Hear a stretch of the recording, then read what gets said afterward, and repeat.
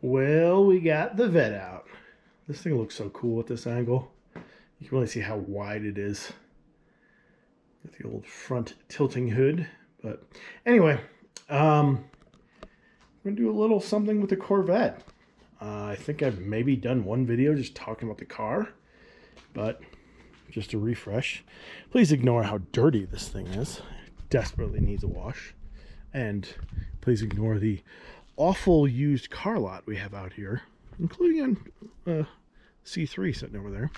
But anyway, this is a 2019 C7 Grand Sport. It's the proper 7-speed manual, the only way you should get these cars. Bought this thing brand new. I've had it since, this is probably one of the last C7s ever made. I took delivery of this thing in September of 2019. The 2020 C8 Corvettes were long since announced, but I just wanted the classic style front engine, rear drive, and mostly I wanted that manual transmission.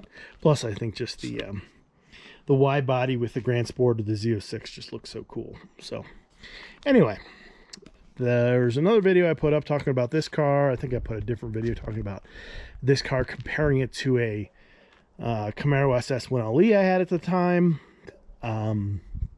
Surprisingly close how close those two cars are. But anyway, this is bone stock. It's as delivered, except much dirtier at the moment, unfortunately, but it does clean up very nice. It's got ceramic coating, so it's just, apologize for how dirty it is, but we're going to do a little wrenching on it. And what we're doing, you probably saw briefly in the beginning of the video, is very simple. At least I hope it is. It should be. We're just going to put an intake on. I got the green high performance cold air intake. From what I can tell, it's very similar, almost identical to a K&N, which is quite often what I run most vehicles. They got a great deal from Zip Corvette. They had a really good price on these. And it should be relatively straightforward, as it's all right here in the front.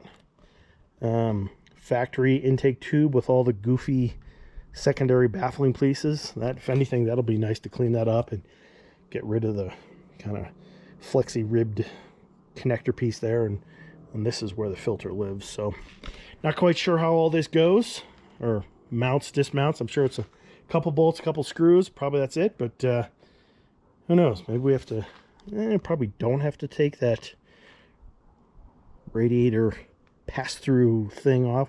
I don't know, maybe we do. But let's find out. All right, just one more time, that cool angle.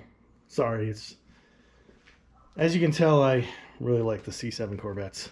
But anyway, I was about to just take this stuff out, and I figured let's just open it and see what we have in here.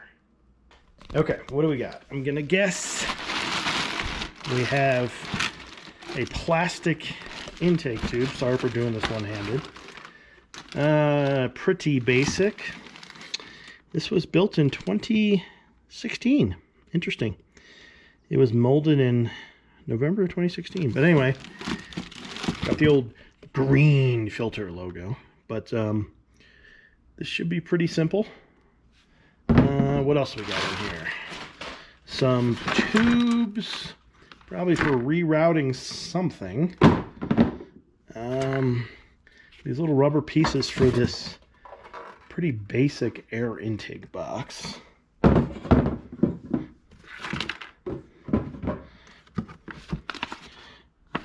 that is probably some advertisement stuff. The instructions, which I'll at least briefly look at to make sure I don't miss anything. Green filter, which I'll be honest, I don't know a lot about, but it looks almost identical to, yeah. Is this like the only thing they make? A bunch of filters in one cold air intake? I don't know. Interesting. I know these are new releases. Oh, looks like they make way more than that. But anyway. Okay. Coupler. Couple clamps. Some random hardware. One some zip ties for probably wiring or something, and I'm sure that is the filter. So, okay, let's see what we have to do here. Okay, so removal of the existing air box is done. Pretty simple. I'm over on the driver's side, so you can kind of see what you have to work with here. That radiator vent thing that connects with the hood, that does have to be removed. Everything else kind of comes off with a few basic bolts. There is a little bit of rerouting of some of these hoses, and that's why the kit came with a little bit extra stuff. So over here on the passenger side, and yes, I'm unfortunately following the instructions. So this is a some kind of oil vent something that has a hose that gets rerouted to clear the new air box. This one here is a looks like a dry sump, because this car does have the dry sump system. So this is like a dry sump vent, and then it goes into the intake. I think this one also gets rerouted. So that's some of, excuse me, that's what some of the extra stuff is. But anyway, and then one other thing just worth pointing out is, here's a difference between the factory intake tube with whatever's going on over here, and then the aftermarket one, which is, if I have them lined up right, I think I do. Obviously the filters are different, but this is the factory one, and this is the aftermarket one. So even if there's the, is there an extra tube here? Yeah, there's actually one extra piece. It's over there that's taking a little bit longer, but anyway. So even if this thing doesn't get any more power, heck, even if it loses a horsepower or two, and it doesn't do anything for sound, I mean, look at this and look at this. Now, I don't know, I'm sure someone can explain why all these secondary tubes are so important. Like there's a hole here, it goes to here and stops. There's a hole in here that goes to this chamber, which then has a secondary chamber here. Then there's the hole inside here that goes to this little chamber, and then it goes to the vent tube. And then this is, I don't know, for reading, who knows.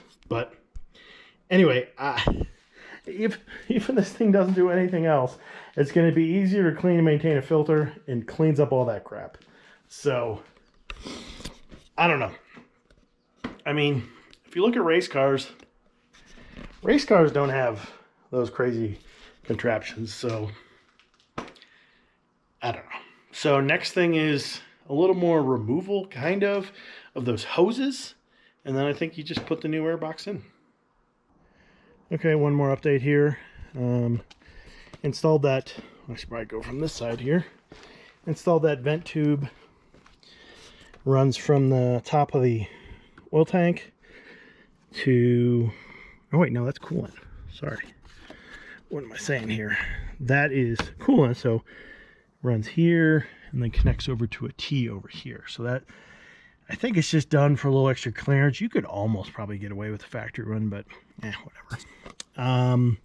So otherwise, have the new airbox just gently placed in here. It's very much like a K&N. You put the little rubber thing on the top, and the filter is actually funky. It's slightly unfortunately I already got it in there. I'm not gonna try to get it out because it's a little bit of a pain to get in. But it's not a perfect triangle shape, or what am I trying to say? It is a bit of a triangle. This side of the filter is a little bigger than this side on the front here. So anyway, not much left. Basically hook up the tube. I'm sure there's a couple more hoses, and then we're done. So almost. All right, we're installed in classic BPE style. Once again, it's dark out. The only good thing is I got a light right here next to the car, so that helped. But let's check it out. So shine a little light in here. There it is. Couple things to point out. Overall, I'd say build quality is very nice. Hardware's good. Everything seems good. There's just unfortunately two issues. One which is very minor, one which is more of an issue, unfortunately. I should technically say This is a kit that was labeled for 14 through 16 Corvettes, including dry sump. They don't sell a 17 through 19. And apparently there is a tiny difference. For one, the mounting of the mass airflow sensor plug is not ideal. I don't know if you can see that very well. I'm going to try to do this one-handed. But right there, the plug is so tight here that putting it on actually twisted the top. And it's so close, it's actually cracked the top of the plug, and it hasn't yet, but it is so close to pull some of those wires out. So I know that is going to be an issue. I don't know why, zoom back a little, I don't know why they couldn't have just rotated more and have it come out more that way.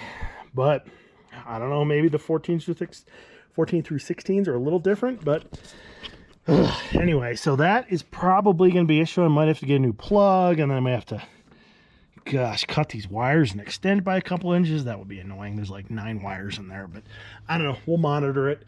Currently, it's a problem. It's not quite broken yet, but I know with just driving around, unfortunately, it probably will. And then your car is just going to go in some kind of limp mode.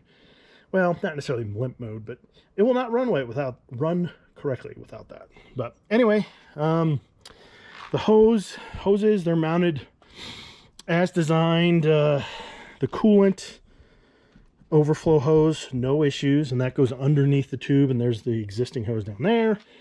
The vent hose for the dry sump, it's another area where maybe it's a 17 through 19 versus 14 through 16 issue, but they provide a plug, or not a plug, a connector to directly connect to the top of the dry sump, and it doesn't fit. So currently, since it's a vent, I just slid the tube over, which fits fine. I do not have a clamp on there yet. I'm going to see how that works out. It's pretty snug.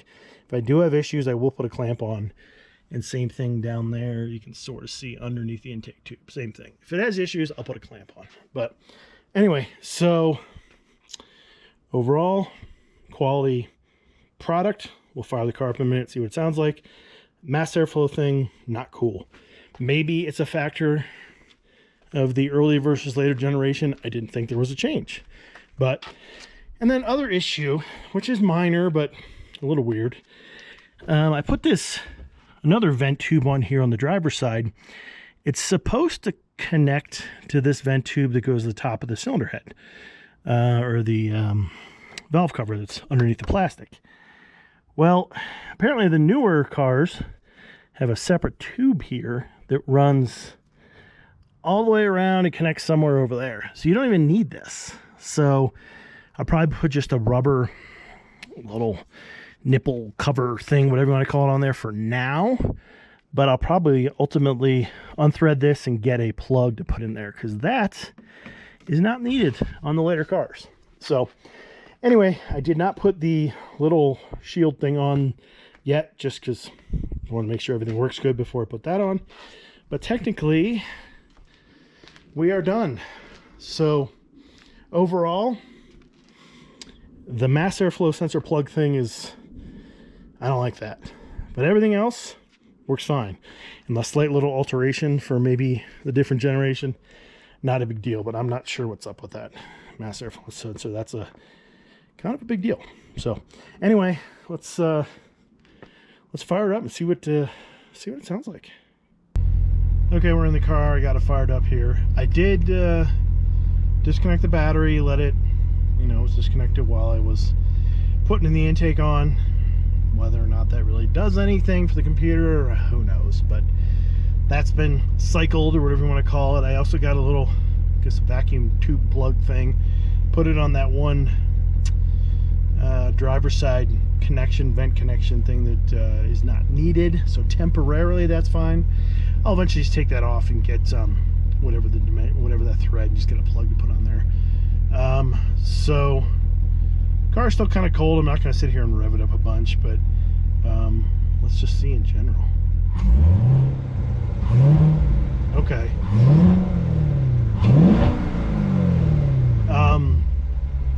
You can definitely get the engine. I have no idea if you can hear it on the camera or not, but you can definitely hear that engine sucking sound of the air coming in. You never heard that before. So that's cool. That's definitely a nice, cool sound. Let's try to rev it up a little.